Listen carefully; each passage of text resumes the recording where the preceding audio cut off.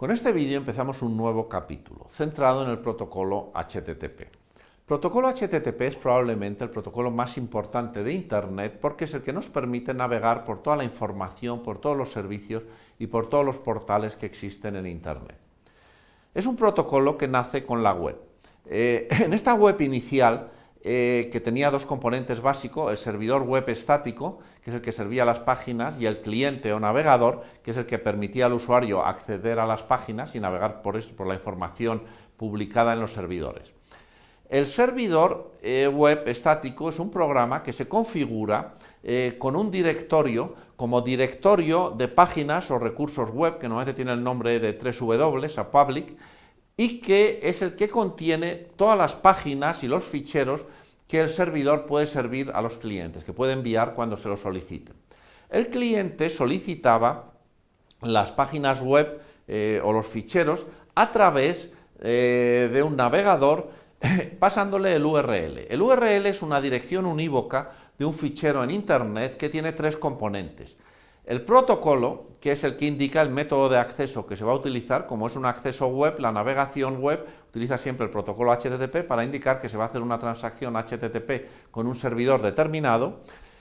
Separado por dos puntos y dos barras inclinadas, la dirección del servidor, en este caso UPMS, el de mi universidad, donde está contenida dicha página web en el directorio de recursos, y por último, separado por una barra inclinada, la ruta en dicho repositorio de recursos del fichero concreto que el cliente quiere que le envíe, que es el fichero que contiene la página web. Por eso las transacciones que iniciaba siempre el cliente se realizaban en esta web inicial en 4 pasos. Primero, el cliente establecía una conexión TCP con el servidor. Una vez establecida, enviaba una solicitud que llevaba como parámetro la ruta de la página que quería que se le sirviese en su directorio de recursos. Si el servidor tiene dicho fichero, se lo envía en la respuesta, y si no, le envía un código de error indicando por qué no puede servírselo, y una vez que había enviado la respuesta, el servidor cerraba la conexión TCP.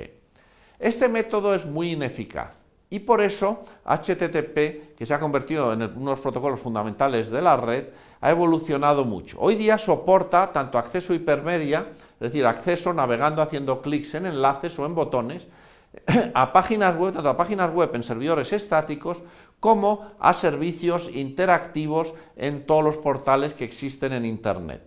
El número de versiones ha cambiado muy poco. La inicial, cuando propuso Tim Berners-Lee en 1989, la primera versión del web en su papel inicial, es la 09, que luego implementó rápidamente en un ordenador y que, bueno, pues se convirtió en pocos años en un gran boom en Internet. Luego la primera versión, la 1.0, que fue ya la operativa cuando empezó a extenderse en Internet, la 1.1, que se cambió a finales de los 90, y recientemente ha cambiado a la 2.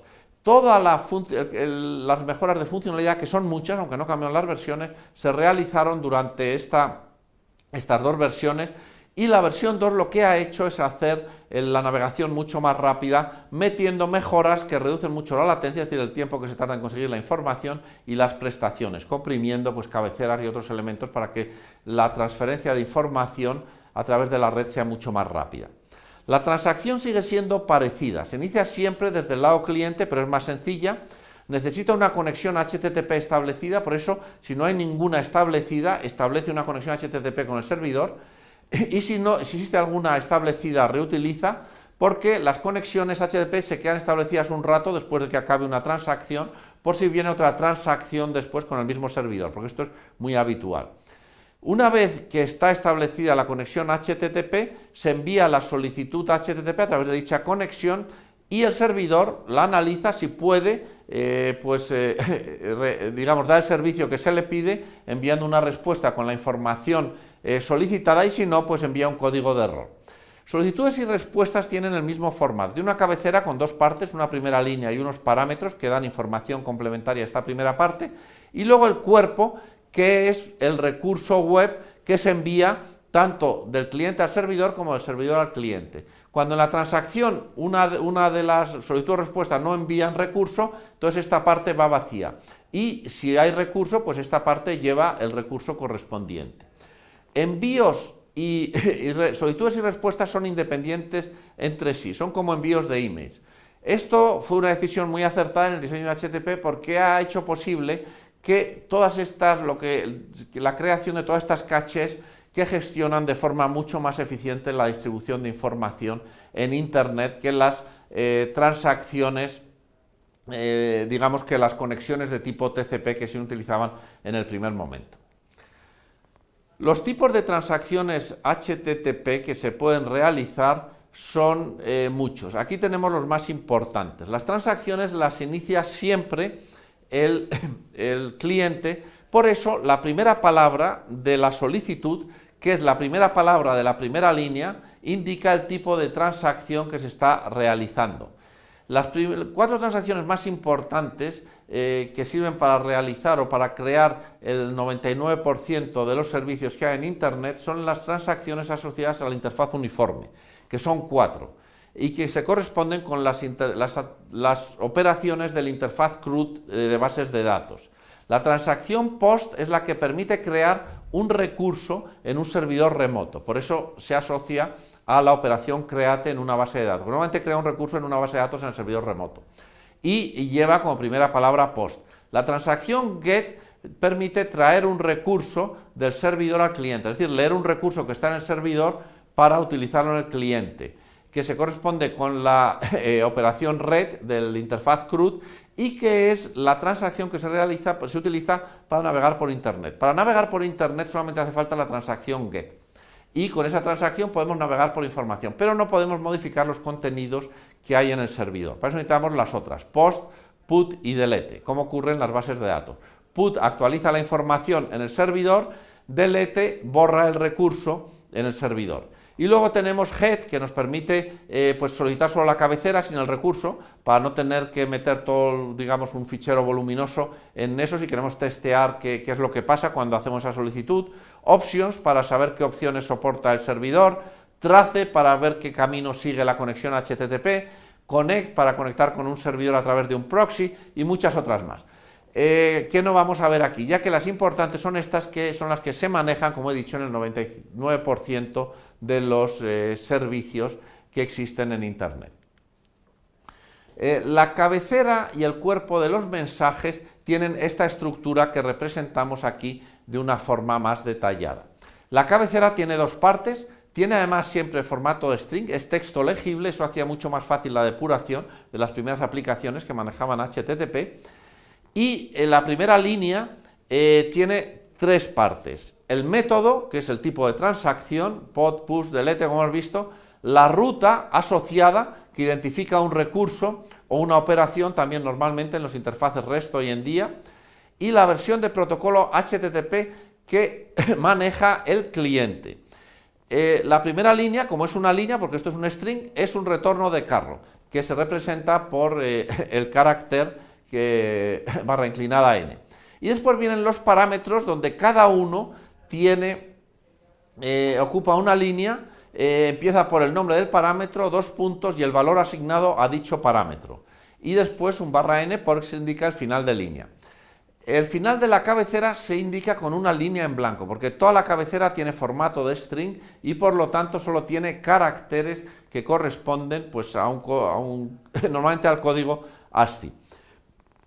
Por eso la delimitación o digamos lo que indica que se pasa de la cabecera al cuerpo son dos retornos de carro seguidos, dos barra n seguidos. Y después viene el cuerpo, que puede tener cualquier tipo de contenido. Es una ristra de octetos que puede contener un string, un fichero binario, una imagen o lo que sea. Los parámetros indican información complementaria a la de la primera línea sobre la transacción que está realizando. Por ejemplo, es muy habitual enviar el host, parámetro host, que indica, es el nombre del servidor al que se está accediendo, pero que al host le es muy difícil saberlo. También el tipo de información que se solicita o que se acepta. El tipo de lenguaje en el que está trabajando el cliente. el agente de usuario y muchos más datos. En la respuesta tenemos también una primera línea que tiene 3 parámetros exactamente igual que en las solicitudes, pero que son diferentes. Primero viene la versión del protocolo HTTP que maneja el servidor, con la cual contesta el servidor. Después viene el código, que es un código numérico que indica el resultado de la respuesta. Cada código numérico tiene un significado, como veremos en una transparencia siguiente, y por último un mensaje que es simplemente informativo para cuando se depura esto por operadores. Después vienen parámetros que también complementan, como por ejemplo pues el tipo de servidor que ha respondido, el tipo de contenido que está devolviendo aquí en el cuerpo, la longitud de ese contenido en octetos y muchas otras informaciones adicionales que pueden ir en la respuesta. Los códigos de respuesta del servidor, que eso es lo que se llama códigos de estado, son de 5 categorías diferentes. Los códigos que se denomina de tipo 100, 200, 300, 400 y 500. El 100 son respuestas informativas, como por ejemplo continuo, que dice que, bueno, pues que ha hecho la solicitud es parcial y que tiene que continuar.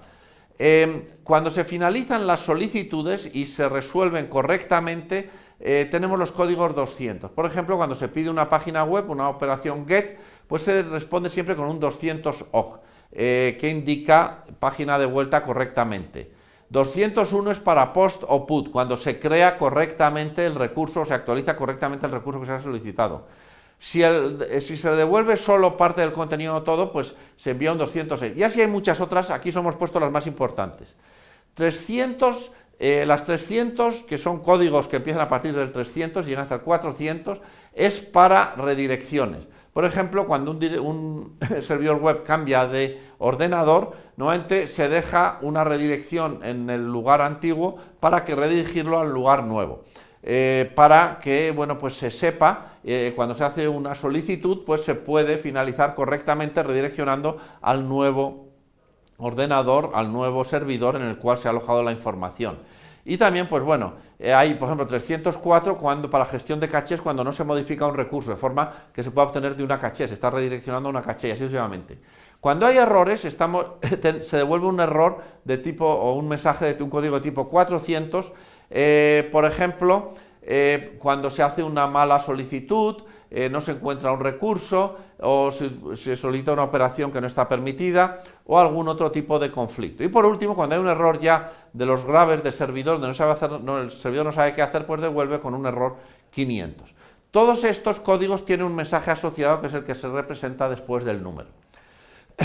Otro parámetro importante es el tipo de información que se devuelve en el cuerpo, que ese se indica con el tipo MIME. Los tipos MIMES aparecen con el email, con los emails para los attachments, para definir el tipo de información que iba en los attachments de un email, porque los emails también tenían formato de tipo string, como eran texto en un principio, pero se reutilizan en HTTP para indicar el contenido que acepta un cliente, los contenidos o los contenidos que envía un servidor.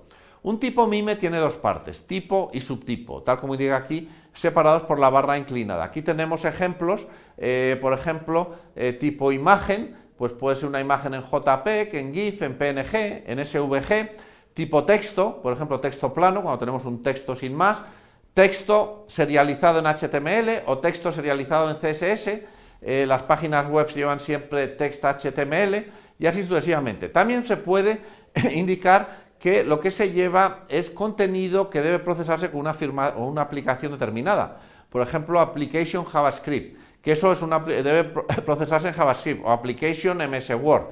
Indica que ahí va un bloque dentro de lo que sería el cuerpo de información que debe meterse y procesarse con el Word de Microsoft. Y así sucesivamente, o PDF o cualquier otro elemento.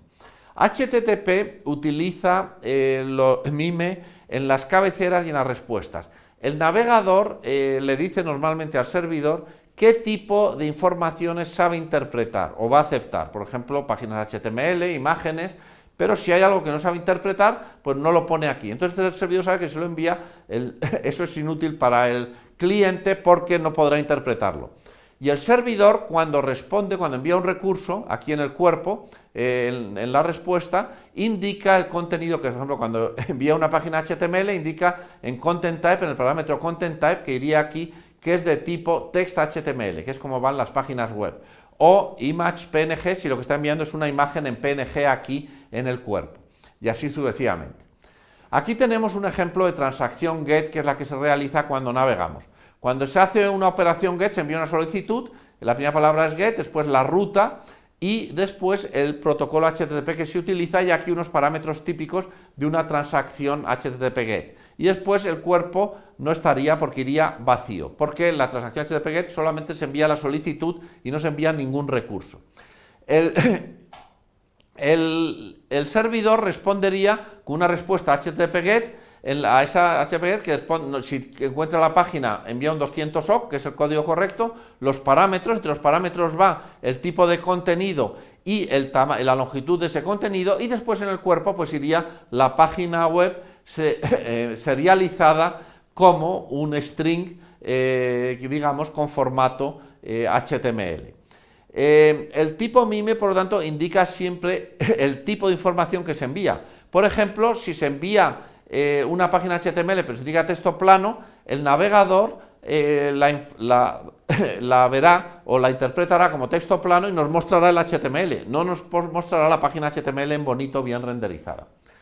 Y por último, para acabar, tenemos aquí un ejemplo de aplicación muy utilizada que yo les recomendaría familiarizarse, que es curl, que viene de CURL, es una aplicación que nació para inspeccionar información que está en servidores remotos a través de un URL. Es un comando que está en Unix y bueno, se ha portado a la mayoría, se hizo en Unix primero y se portó a la mayoría de los sistemas operativos, que se invoca con una serie de opciones y parámetros, de los que está un URL, que lo que hace es un acceso a esa información con el protocolo y, digamos, los parámetros de acceso que lleva ese URL. Y lo que nos devuelve es, y nos muestra, es toda la información, tanto la que se envía en la solicitud, que es la que está aquí, con este signo de menor, como la que se recibe en la respuesta con este signo de mayor. Y yo les recomendaría que se familiarizaran porque es un comando muy útil para hacer depuración de aplicaciones en Internet. Y con esto acabamos este tema, nada más, muchas gracias.